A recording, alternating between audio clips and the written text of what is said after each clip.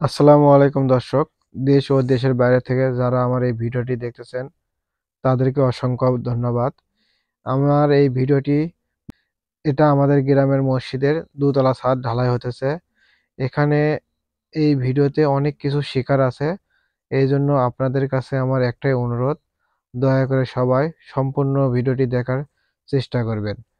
ছাদ ঢালাই দেওয়ার পূর্বে আপনাদের সব সময়ের জন্য একটা বিষয় মাথায় রাখতে হবে, ভালোভাবে ছাদটা পানি দিয়ে পরিষ্কার করে নেবেন।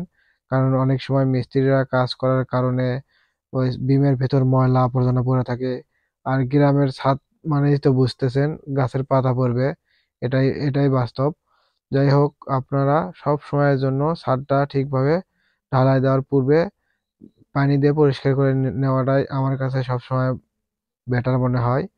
যাই হোক, ঢালাই দেওয়ার জন্য আপনারা সর্বপ্রথম বিমটা ঠিকভাবে ঢালাই দিয়ে নেবেন। বিম যদি আগে ঢালাই না দেন তাহলে আপনাদের ওই বিমের ভিতর যে মশলাটা যাবে পরে সেটা আপনারা ঠিকভাবে ভাইব্রেটর মারতে পারবেন না। এইজন্য আপনাদের সর্বপ্রথম উচিত বিমটা আগে ঠিকঠাক মতো ঢালাই দিয়ে নেওয়া। বিম ঢালাই সম্পূর্ণ হওয়ার পর ছাদ ঢালাই দিতে হবে। তা না হলে আপনাদের বিমের সাথে ছাদের যে অ্যাডজাস্ট এটা কখনোই হবে না। এমনকি আপনাদের যে বিমটা আছে ওখানে ভাইব্রেটরেরও প্রবলেম হবে।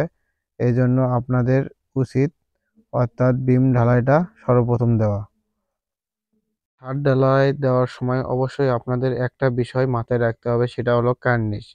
কার্নিশে যখন ঢালাইয়ের যে লেবারেরা আছে দেখবেন অনেক স্পিডে ঢালাইটা কার্নিশে ফালায়। এই স্পিডে ঢালাই ফালালে অবশ্যই কার্নিশের খুঁটি ভেঙে যাওয়ার সম্ভাবনা থাকে, এমনকি ছাদটাও আপনার আপ ডাউন হওয়ার সম্ভাবনা থাকে। এই আপ ডাউন হলে কখনোই প্লাস্টার করে ছাদের যে গ্যাপ থাকবে এটা কখনোই মেকআপ করা সম্ভব হবে না। এজন্য আপনাদের উচিত অবশ্যই আপনারা ছাদ ঢালাইয়ের সময়ে লেবারদেরকে বলবেন হালকাভাবে যেন কার্নিশে ঢালাই দিয়ে দেয়। যদি হাই স্পিডে ঢালাই দেয় অবশ্যই আপনি ক্ষতিগ্রস্ত হবেন। কখনোই ঢালাইয়ের যে লেবাররা আছে তারা ক্ষতিগ্রস্ত হবে না। ছাদ ঢালাই যদি ৫ ইঞ্চির বেশি হয় তাহলে অবশ্যই ছাদে ভাইব্রেটর দিয়ে নেবেন। ভাইব্রেটর দিলে আপনাদের যে মশলাটা আছে এটা অ্যাডজাস্ট হয়ে যায়। তারপর আপনারা অবশ্যই ছাদে পাটা দিয়ে নেবেন। যদি ছাদে গ্যাপ থাকে তাহলে এই পাটা দেওয়ার কারণে ছাদের গ্যাপটা সম্পূর্ণই পরিপূর্ণ হয়ে যায়।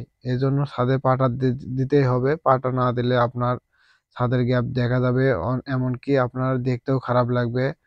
এমনকি ছাদের যে সৌন্দর্যটাও নষ্ট হয়ে যাবে। এজন্য ছাদে পাটা দেওয়া অবশ্যই জরুরি।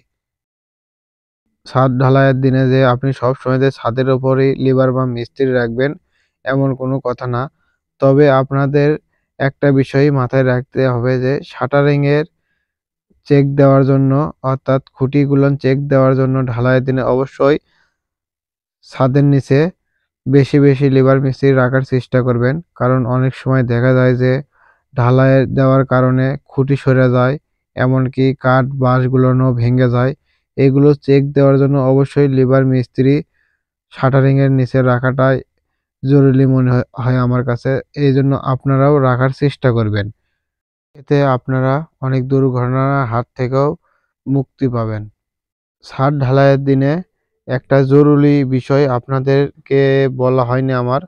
জরুরি বিষয়টা হলো যে ঢালাইয়ের যে মিক্সার মেশিন, এখানে অনেক ২ রকম কাজ করে এই লেবারেরা। এজন্য আপনাদের অবশ্যই ঢালাইয়ের দিনে একটা এক্সট্রা মানুষ রাখবেন যে আপনাদের কয় একের ভাগ দিতে হবে। ১ বস্তা সিমেন্টে কয় কারাই বালি, কয় কারাই খোয়া দিতে হবে, এগুলো যান সবসময়ের জন্য জেনারেলি ভাবে হিসাব রাখে। যদি জেনারেলি ভাবে যদি ঢালাই না দেওয়া হয় তাহলে আপনার ক্ষতিগ্রস্ত হওয়ার সম্ভাবনা থাকে ছাদ। এজন্য সবসময়ের জন্যই ঢালাইয়ের দিনে এক্সট্রা একটা মানুষ রাখাটাই জরুরি। দর্শক, আমার এই চ্যানেলে আমি বিল্ডিং কনস্ট্রাকশনের নানান ধরনের ভিডিও আপলোড দিয়ে থাকি। তবে যদি আপনাদের কোনো কিছু জানার থাকে তাহলে অবশ্যই আমাকে কমেন্টে বলবেন। তবে আপনাদের কমেন্ট দেখে সেই কমেন্টের উপরই ভিডিও তৈরি করার চেষ্টা করব। আর যদি তাও করা সম্ভব না হয় তাহলে আপনাদেরকে কমেন্টেই জানিয়ে দেব যে কি করলে ভালো হবে আর কি না করলে খারাপ হবে সেই সম্পর্কে আমি আপনাদেরকে জানিয়ে দেওয়ার চেষ্টা করব। দর্শক, আপনাদের কাছে আমার একটাই রিকোয়েস্ট, দয়া করে সবাই আমার চ্যানেলটি সাবস্ক্রাইব করবেন। তাহলে আমারও আপনাদের জন্য এই ধরনের ভিডিও তৈরি করতে উৎসাহ জাগবে।